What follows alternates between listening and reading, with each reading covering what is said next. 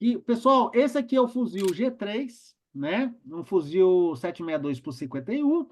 E eu vou adiantar aqui exatamente no ponto que ele mostra ali a ação do roletes para a gente ver funcionando, tudo bem? Então, eu tenho um bloco de trancamento que ele apresenta um ângulo compatível com o tamanho do cano e a pressão gerada, né? Eu giro esse conjunto, essa cabeça do ferrolho e tiro ela, tá? Então, esse bloco, ele entra aqui nessa peça e esse ângulo aqui, ele fica aqui entre os dois roletes, tudo bem? Tá aí os dois roletes nessa peça, retirado, a garra do extrator e etc. Ou seja, esse fuzil, o G36, utiliza aí esse conceito de ação com os roletes. Depois a gente vai ver aqui mais uma ação. Então, o que eu quero dizer para vocês, pessoal, é o seguinte: é, existem diversos mecanismos criados, partes mecanicamente criados. A gente viu que o rolete ele foi uma parte mecânica introduzida na arma para retardar a abertura precoce da câmera. A ação do rolete é um sistema criado pela HK, mas diversos fabricantes aí utilizam seus sistemas de retardo.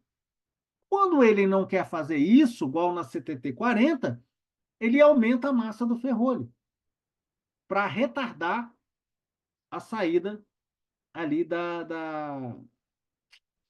do projétil, né? Manter ali o projétil, essa aproveitamento dos gases até a saída do projétil. Tudo bem? Então, resumindo, pessoal, a gente tem ali a ação de recuo simples, ação direta dos gases, né? E ação indireta dos gases. É, E a gente inclui nesse conceito essa parte do blowback, que é recuperação por ação dos gases, que pode ser simples ou por ação de algum dispositivo mecânico introduzido na arma. Ah, qual é o dispositivo que, por exemplo, a Sig Sauer está utilizando agora para retardar ou não esse sistema? Então a gente tem que pegar essa arma e estudar o seu mecanismo de funcionamento. Ok? Beleza. Isso aqui a gente já falou. A questão de desgaste das peças. Lucas, eu vou. Você está perguntando isso em relação aos roletes, esse sistema da HK que a gente começou a discutir agora?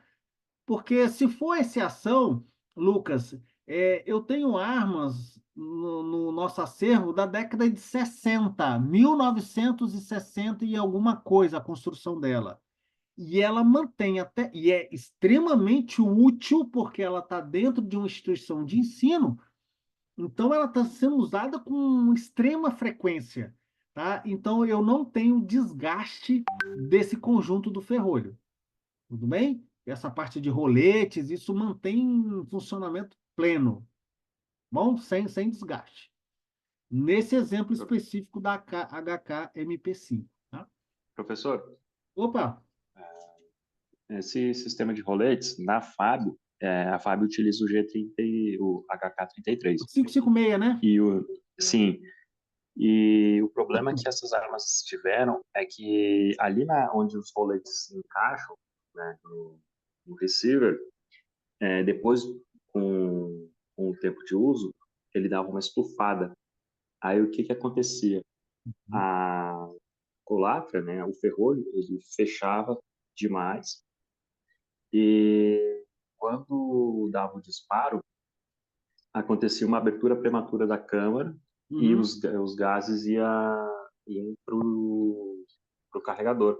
Uhum, Eles porque existe um estouravam o defeito da carregador, peça, né?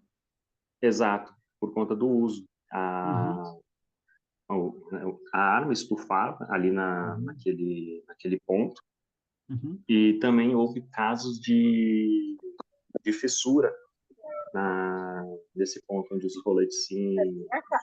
engrasavam. Entendi. Foram os problemas que nós tivemos na FAB. Esses fuzis, eles estavam no nosso plantão também, no calibre 5,56, né? Só que, como eles estavam no plantão, ele não tinha uso em treinamento, né? Então, a gente não utilizou ele para treinamento. Então, talvez eu não tenha essa utilização com quebra de peças dele. Mas os alemães, a gente sabe, pessoal, que eles têm um cuidado com material, né? Eles são bastante criteriosos no quesito durabilidade, né? E esse relato que você está me contando aí é a primeira vez que eu estou ouvindo, tá? De um defeito dessa natureza. Mas, pô, bacana, legal. Oi? Pessoal, é, a questão da termodinâmica a gente já explicou, ela tá presente, né? Nos nossos estudos. E a gente viu que a gente já combinou com vocês. A gente já comentou anteriormente. Pessoal, tem só um. Acho que é o Igor, tá com aberto aí. Ok? Continua? Continua. Qualquer coisa aí, Igor, só falar aí que a gente volta novamente, ok? Então, pessoal, tanto armas do início na China da descoberta da pólvora até as armas atuais, a gente sabe ali que são armas que expelem projéteis, né? Com a força expansiva dos gases oriundos de uma combustão. Isso acontece no início da China e acontece nas armas modernas Sig Sauer que estão aí, que estão é, em funcionamento, ok? Atual, Professor, hoje. Opa! pergunta que não quer calar. Hum, Nós estamos falando aqui do aproveitamento do empuxo na boca do cano, quando o projeto deixa o cano, uhum. e essa força que vai movimentar todo o conjunto. E quando eu coloco um supressor, o supressor ele altera esses gases na boca do cano. Como que fica a questão do projeto se você colocar um supressor? Não vai alterar Deu? o sistema? Geralmente, Não, se vê que uma arma atirando normal, o cara coloca o supressor e ela continua não, atirando normal. não, normal.